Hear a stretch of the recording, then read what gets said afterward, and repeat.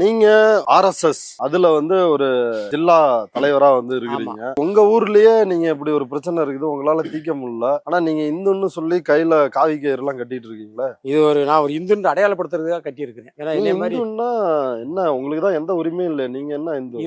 இதெல்லாம் சொல்லணும்னு இருக்காது. நான் அதுக்குள்ள என்ட்ரியா இருக்கிறேன். எந்த ஜாதிக்கார வரானோ அவனை முன்னிலைப்படுத்தி அவன் தான் பெரிய ஆளு. அந்த தாழ்த்தப்பட்ட சமூகத்தை சார்ந்தவங்களுக்கு எந்த இடத்துல முக்கியத்துவம் கொடுக்கறது இல்ல. ஒரு சில பகுதிகளில் தேவேந்திர குல வேளாளர்னு கொடுத்ததும் பிஜேபி தானே. பிஜேபி எங்களுக்கு வரவேற்றம் பெரிய.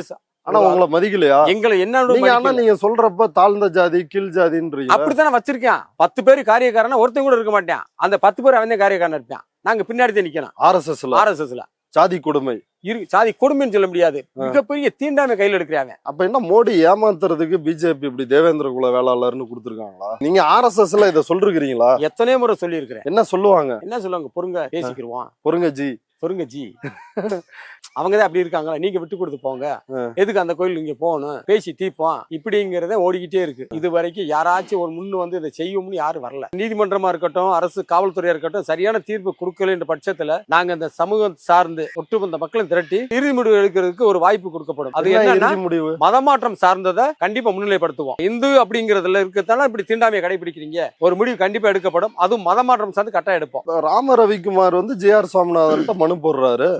நீங்களும் போடுங்க. ஆமா, எங்க எடுத்து கூட எடுபடல, எடுபடல. அவங்க சார்ந்து என்ன குடுக்குறோம் அதான் தீர்ப்பு. அவரு இந்து தமிழர் கட்சி, நீங்க RSS. அவரோட உங்களுக்கு தான் கிரேடு பெருசு. ஃபர்ஸ்ட் கிரேடு உங்களுக்கு நாங்க தான் பண்ணிட்டு இருக்கோம். ஆனா இப்ப உங்களுக்கு வேலை செய்யாது. எடுபடலையே மனு கொடுத்து துணைக்கு 2020 கொடுத்த மனுக்கு எந்த ரியாக்ஷன் கிடையாது. அவர் கூப்பிட்டு எங்களை விசாரிக்கவே இல்லை.